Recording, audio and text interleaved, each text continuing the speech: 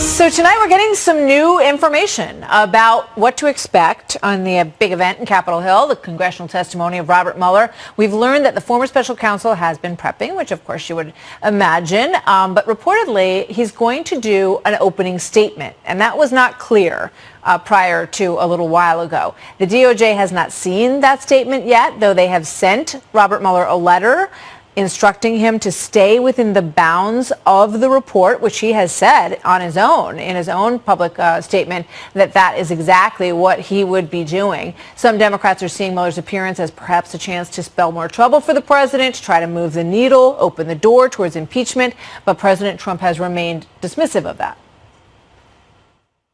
You can't take all those bites out of the apple. They're wasting their time.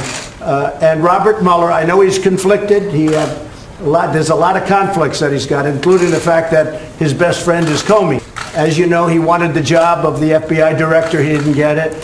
And we had a business relationship where I said no.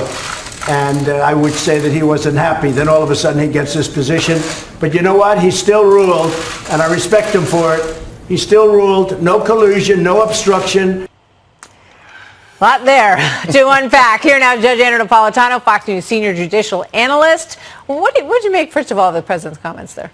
He's really on both sides of the issue. You know, the guy's a bum and he wanted a job I didn't give him. On the other hand, he exonerated me. What we didn't see is he said, I'm not going to watch it. I might watch a little of it, but I really have better things to do. Of course he's going to watch it. He's got so much riding on this. If the Democrats think they can accomplish in one day for Donald Trump what Sam Ervin and company took months to accomplish with Richard Nixon, admittedly in an era before cable and with a far less popular president, they're going to have to try and pull something out of the hat, something we don't know already, which is hard to believe that Bob Mueller would tell us something new. So we have the 444-page report, which is like a prior statement. We have his 10-minute statement, which surprised everybody, that he made in the Justice Department the day before he resigned. That's a month and a half ago. Where he said he had no intention of doing this. Correct. And that he wouldn't do it because everything that he had to say was already in the report. And now we're going to have his introductory statement. So the more statements you make, the more opportunities those who are cross-examining you have to see if there are inconsistencies between what you said before and what you say now.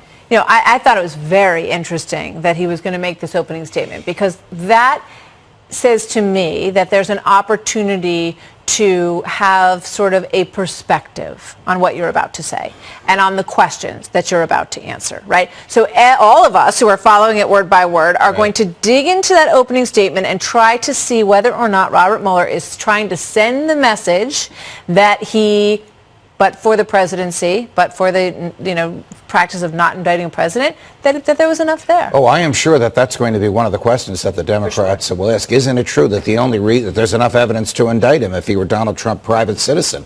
And isn't it true the only reason you didn't ask your boss, Bill Barr, to indict him is because of the two of the three, because one of the DOJ opinions says you can indict, two say you can't, because of the opinion you chose to follow. Did you show this opening statement to anybody in the DOJ? And if you did they make you change it? And what did you want to say before they made you change it? I mean, that could take a half an hour right there. Yeah.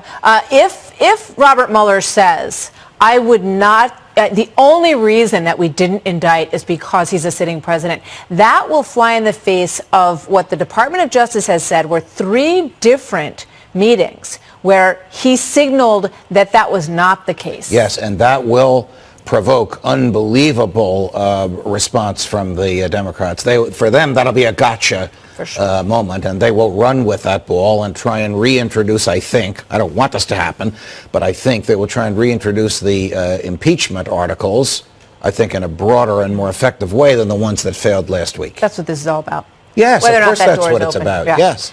Politically. Judge Napolitano, thank you very much. You're welcome. Good to see you. See you Wednesday. All right. Look forward to it.